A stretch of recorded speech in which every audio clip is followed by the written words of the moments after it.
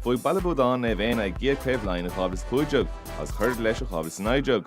A fór na Peil lia treis le bóca a Craobh Laighin le blianta beag nuas, as foi Baile Buadáin mar rana crisínta bócha ríist an líana. Ach le bontáis le bailachá barci Craobh Dennis, an aireolt leis an Tulach Mhór iad a chlí lena Craobh Peil Laighin a hrisint. Má darma donacha a Montreal ruta de Leathcheannais Laighin. Brandú orna Tullamh Mhór tá bertachas lína lechúil Cormac Egan's John Furlong go taidir chundaíocha Cillian Borcadol chun na hastrala a mórach pas bún chuine a chuntasa Niall Furlong and Harry Plunkett dáintearach dómh siúd. Wantil Baile Buadáin the rá ahru dental tag an Ryan Baines is Patrick Dunleavysteach and out Shane Clayton agus James Madden. Tá Ken Darcy do lámád a Lorna Porca as fechar na Zerga Pascal Ross McGarry's Ryan O'Dwyer san tosathe tá si teo cumsach máin siad chance. Cníir a furfan tro. Baki chrochúd glaniske. So Lorna Tira Cormac Egan and Johannes was Jelliff again.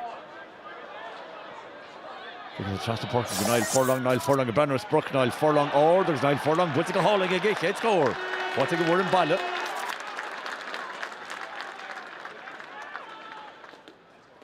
Nathan Shelley Forthaka, Connie Pascal and Shaw. That's just easily a shoot.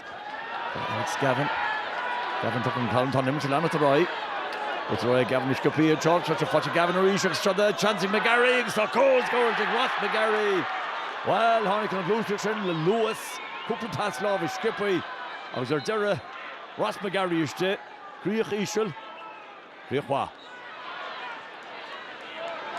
Shelvach that's Reach, Dwyer Roy, so chance over Darrico, no! Ryan Pascal, Vichas, we know we're cool, a cushy hard thrust on.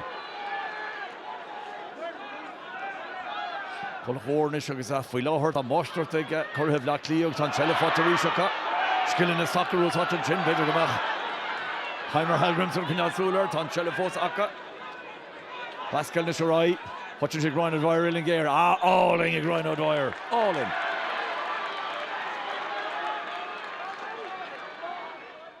Tulach Mhór just scored a test of go doja hossa siad go mahan se hocht a mostert glacha umlán glacha Baile Buadáin an seo, Sean Chancenish.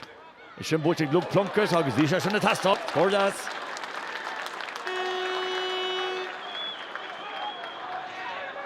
Is it the teachtar east.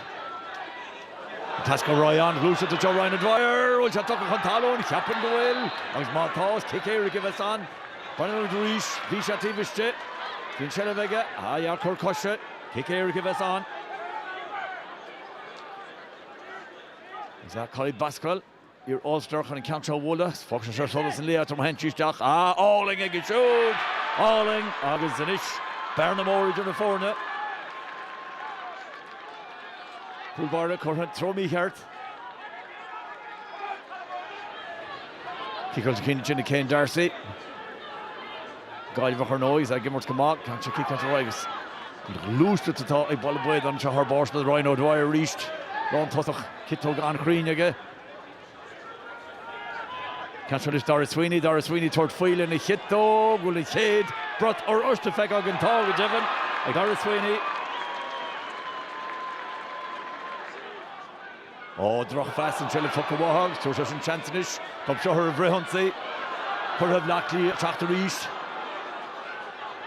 For the Ross McGarry, for Shankolni's Luha, Shantiganish Colin, Derek Harra Traston, what's it Dassiga? Is galore the dinner, like a Tulach or a chop. I should go more consider.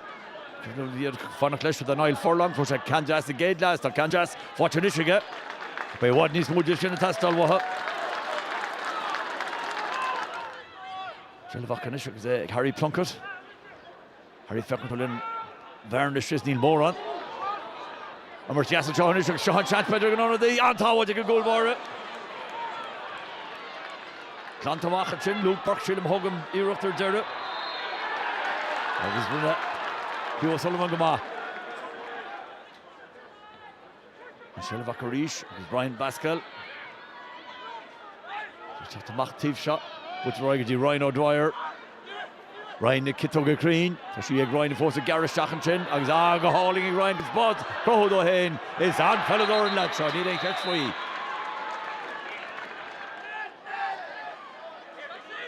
Cén Darcy teachta Johannis. And the guy with Berna on to Lennox Lesh. Cén Darcy lena hittog or Cén Darcy or a trust down. Moby scored tilting dinner be. Can tilting Cén Darcy in you. Now though you're not straight because he bought a slachter a Craobh Locklear and Joe. We appreciate all supporters who stay off the pitch at the end of this game, please. I think we came down here knowing we were going to be facing a real battle against a really good Tulach Mhór side. So first half I think we got off to a good start and came into half time really well. Second half we have a lot to work on basically, from especially that first 15-16 minutes we know we have a lot to work on. It's great to be back in a Leinster final. I think everyone that starts this competition wants to get to a Leinster final.